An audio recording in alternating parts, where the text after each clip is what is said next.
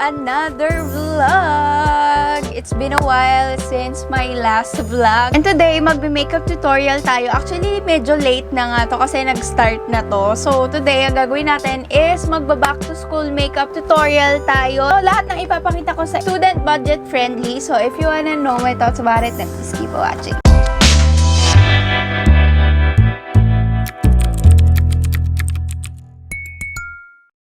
Grabe, hindi na ako sanay mag-vlog. Yung mata ko, bumababa siya sa ilaw kasi sobrang nasisilaw. Actually, gumawa na ako ng ganito, pero isang brand lang kasi yun. Ngayon, pinag-compile ko yung mga affordable products na meron ako dyan. Ayun yung gagamitin natin today. May miss muna ako. I'm using Lux Organics Rosy Glow Ultra Fine Mist. This one costs 249 pesos. Ito na yung pinakamura kong mist na meron ako pang-hydrate ng face.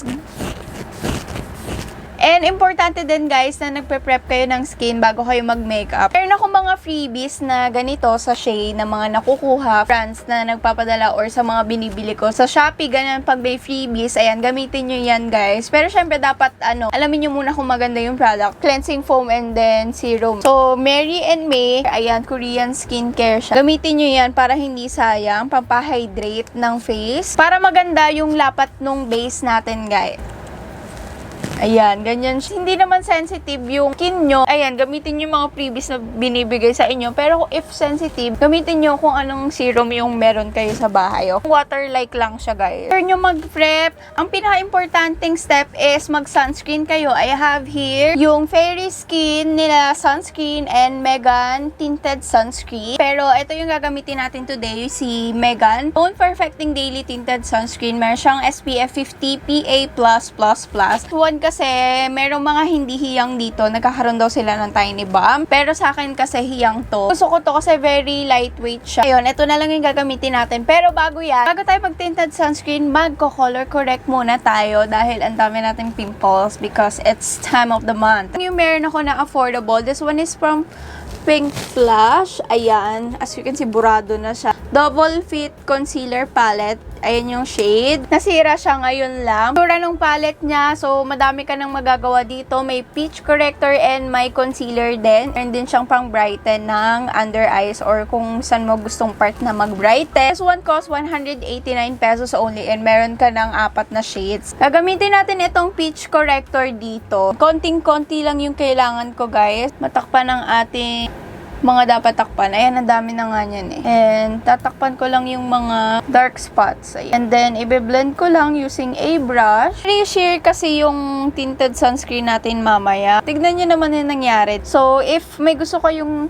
takpan like me, gumamit kayo ng color correct para yung base nyo guys is hindi makapal kasi since nasa school tayo, kailangan manipis lang yung base na gagamitin natin. Lalo pag sa Maynila yung school nyo, Diyos ko, more pawis ang aabutin and sa biyahe, diba? Our next is magti-tinted sunscreen na tayo. It's up to you guys kung gusto nyo mag-sunscreen and mag-tinted sunscreen. So ako okay na ako sa ganito lang. So kung wala naman kayong tatakpan, edi mag-sunscreen lang kayo. Naglagay ako here. This one is in the shade light beige. So, medyo lighter siya sa akin. So, okay lang naman. Mas gusto ko mas maputi yung mukha ko. Tapos, kung walang tayo ng spatula, guys, bumili kayo ng ganito. Mura lang to and ganda niya gamitin. I swear. So, mga makakapal yung foundation is papanipis niya. Tsaka, equal niyang mailalagay. Actually, pwede nyo nang kamayin tong tinted sunscreen. Medyo realistic yung makeup natin today dahil ang messy niya. You can see ang puti niya. Pero, don't worry kasi maa-adapt yan ng face. Mas gusto ko maputi yung face ko para mukha siyang buhay. And don't forget sa neck. Ganyan na siya, diba? Sobrang manipis lang. Nakikita nyo pa din yung mga acne scars ko dyan. After that, magko-concealer na tayo. Meron ako ditong dalawang concealer. Ayan, it's a Korean brand and this one is Pretty Secret. This one costs 140 pesos. Hindi ko alam kung sa store kung 140 to. Basta mga ganun, 135 to 140 and this one costs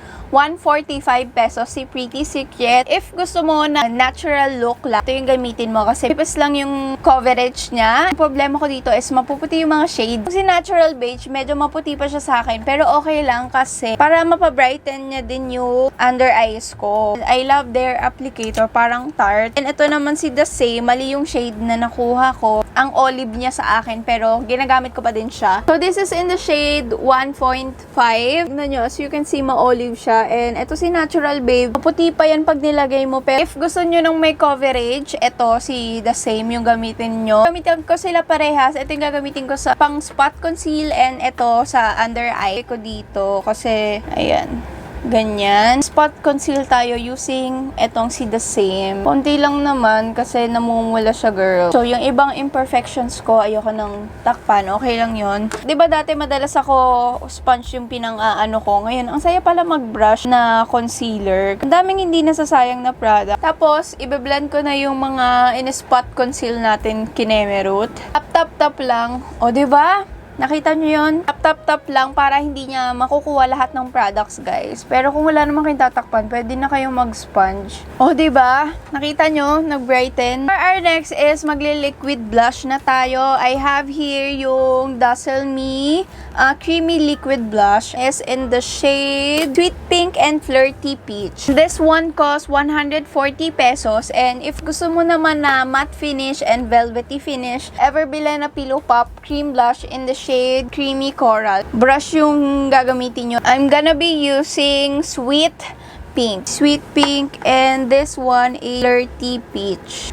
Ayan. If gusto mo ng peachy look. Ang ganda nito parehas, guys, sa pisngi. Kasi very subtle lang yung itsura. Sweet pink. Ayan. Lalagay lang ako here. Blend ko na using a sponge. And lalagay ko na rin dyan sa eyes. O, diba? Ang ganda. Very natural yung itsura. Ito yung wala pa. And then, ito yung meron. Yung sponge is galing din sa Shopee to. Literal na sponge talaga siya, guys. Hindi. O, diba? Very dewy. Pero as much as possible na gusto ko nag-dewy sa school, I don't recommend na mag-dewy look kayo sa ang daming didikit na bacteria and also nakamask tayo. So, pwede mag-cause ng mask sneeze. Kaya ang i-recommend ko is mag-set tayo ng face, ng whole face. Okay. So, meron akong tatlong powder dito, guys. Dr. Sensitive All Day No Sebum Powder. Ayan siya. Kung translucent yung meron ako, ayan. Two-way cake foundation ni Everbilena and face powder refill ni Everbilena. I suggest, guys, na kung nagtitipid kayo, yung refill yung kunin nyo kasi meron din refill na mas mura, 175 lang. And ito kasi yung may salamin and may sponge, 202 pesos. So, kunin nyo yung refill kasi yung mga refill nila is may takip rin naman. Parang ito. Gusto nyo nung may coverage, guys, itong dalawa yung gamitin. Hindi nyo siyang gamitin alone, guys. If wala naman kayo masyadong tatakpan, pwede na kayong diretso powder. Pero if ayaw nyo nung may coverage is this one. Ito yung gagamitin natin ngayon kasi nag-concealer na tayo and nag-base na tayo. So, mainit dito sa Pinas, lalo sa school, syempre, kailangan natin mag-set ng mabuti. Tignan nyo, kumalat siya so much. Ito ang pinaka-realistic na ano, guys. Ayan, kunwari, nagmamadali tayo from school. Pero, so, iset mo yung buong mukha mo. Huwag ka na magpaka-dewy look dyan. Lalakisin kapag nasa school ka. Lalo pag sa Maynila yung school mo, like me, sa UE yung school ko. Yung kalangot mo, girl, as in kulay itim niya. So, ang dumi dun sa Maynila. Imaginein mo dati, yung ginagamit ko sa mukha na sunscreen is sunblock. Kasi hindi ko alam yung pinagkaiba ng sunscreen and sunblock. Isipin mo, sunblock yung ginagamit ko, sobrang lagkit sa face and ang lakas ng white cast. Mukha akong tanga. Tapos pinapatungan ko pa ng makeup. Ay, imagine ko, natatawa na lang ako. Our next is magkikilay na tayo, guys. Ayan, binabrush ko lang yung kilay ko. This one is from Katie Doll. This one costs 115 pesos. Skinny brow pencil in the shade chestnut brown. Sobrang handy niya, guys. Ito lately yung ginagamit ko din. And ganyan siya. And dito sa kabila is may spoolie na. Kinagat ako ng lamok, girl. Ang katel. Maganda siya pang ano ng mga gaps, mga kalbo part ng kilay. Ayan. And very manipis lang siya as you can see. Kailangan ko lang i-fill in yung mga gap. Yan, ganyan. Ganyan lang yung ginagawa ko. Ayan, very natural lang. Kung makikita nyo, ito yung wala. Ito yung meron. Dapat natural lang din yung kilay nyo, guys. And dapat maganda yung kilay nyo. Lalo if nakasalamin kayo like me. Yan ang unang mapapansin and yung mata. And also kasi dahil naka-mask nga tayo, diba? We're done with the kilay, guys. Okay na ako dyan. Very natural lang yung atake. Mag-contour na tayo kasi tingnan nyo naman ang aking ilong. Flakda. Contour and highlight from Pink Flash. This one costs 59 pesos lamang po. One is in the shade SO1. So, pwede mong dalhin kahit saan. Contourin ko lang yung ilong ko, no? Para naman matangos ang ilong natin kahit na nakasalamin. Ilong ko, dito ko nilalagay yan sa part na to. Kasi wala akong bridge. Ayan, tignan nyo. O, diba? Naka-bridge. Ipadaan nyo dyan para magka-eyeshadow na rin kayo. I-connect nyo, ganun. Lalagay ako ng konti dito kasi malaki yung face natin. Ayan, and din gagamitin ko. Bumalik yung konti yung kulay natin kanina.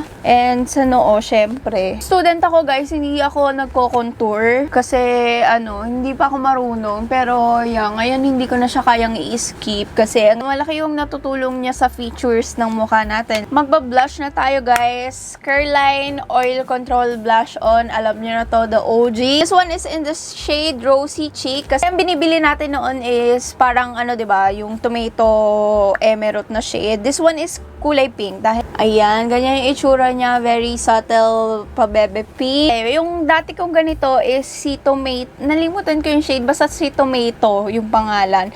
Ma-orange yun kasi yun yung usong-uso talaga dati. Very pigmented to guys. So, magdahan-dahan lang kayo. Pull up the cheeks natin para para youthful ang eksena. O, diba? Ang ganda, girl!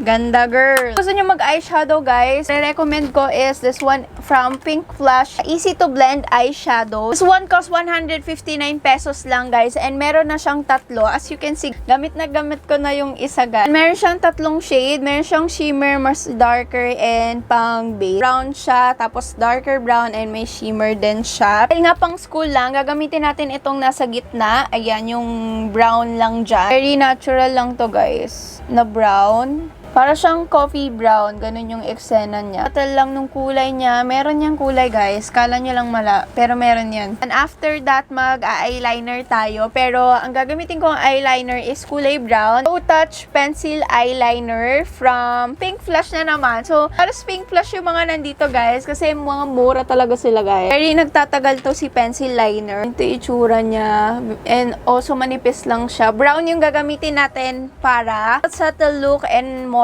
of a natural looking. So, ayan. Ganito lang yung gagawin ko guys ha. Tignan yung mabuti. Ayan, kailangan natin mag-concentrate.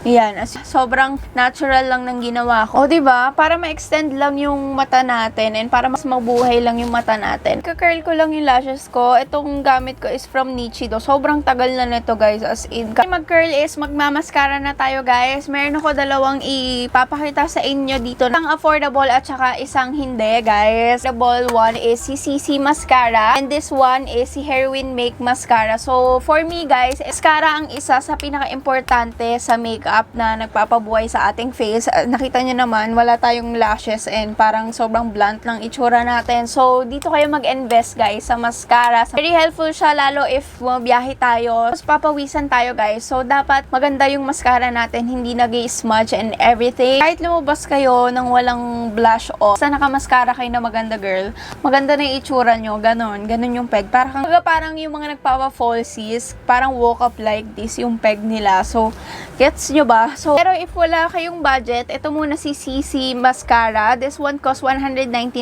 pesos only. Pag-ipunan nyo yung si Heroin Make. Gagamitin ko sila parehas sa aking mata para makita nyo yung difference silang dalawa. Okay. CC, sobrang manipis yung wand niya. So, maganda to pang lower lash. Hindi lang ako sanay kasi sobrang nipis niya, girl. Ayan guys, ayan na siya si CC. Papakita ko sa inyo ang tunay na magic, guys. Ito yung long version, gold siya. Gold yung kunin nyo, guys. Pag yung gradient yung kulay, yun yung medyo madaling matanggal. So, solid na gold color yung kunin nyo. Tingnan nyo na lang ang magic na mangyayari. Tingnan nyo naman yung difference, guys. Nakikita nyo ba? Yung difference ng Heroin Mascara dito sa CC Mascara. Ito tayong tanga, hindi pantay yung mascara natin. Pero ko na lang to kasi napababa niya yung lashes ko. Ito naman, isa din sa mga hindi ko na ma-skip. This one is in the shade HO2.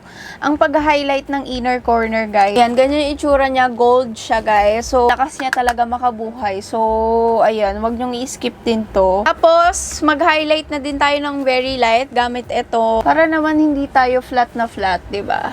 Ayan. Tapos sa ating nose, dalawang i-recommend na long-lasting. This one is si Pink Flash. Ano nila? Lasting matte lip cream nila, guys. Kano lang to? 69, 70 pesos. Ayan. This one, ito yung lip gloss nila and ito yung matte lip nila. And this one naman, if gusto mo ng stain lang and long-lasting na lip stain and medyo glossy din yung finish niya, this one is yung si Glass Stain. Kaka-review ko lang nito, guys. Check nyo na lang dyan sa playlist ko. And my stain is 188 pesos. Pero, meron siyang maliit na version, guys. 129 pesos. Yung mini version lang. So gagamitin ko shade is si Afterglow.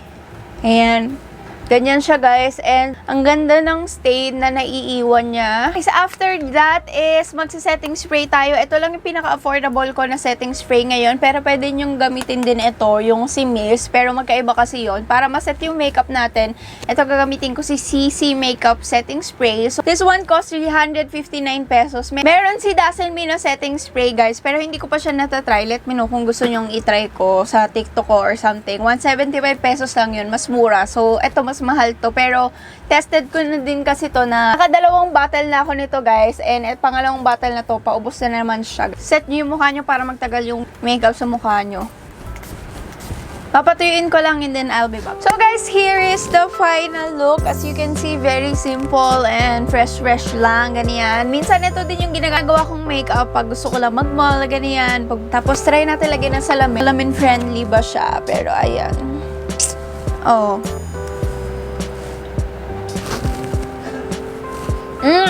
Sino ka dyan? So, I think that's it for today's video. I hope you guys enjoyed. And hindi ko na lang lahat ng links ng mga ginamit dyan sa ibaba. Okay? So, let me know, guys, sa comment section. Comment nyo lang kung ano pang gusto nyong makeup tutorial or i-review natin or i-swatch natin dyan. Okay? So, kung nagustuhan mo tong video to, don't forget to like, comment, subscribe. Thank you guys for watching. See you on my next time.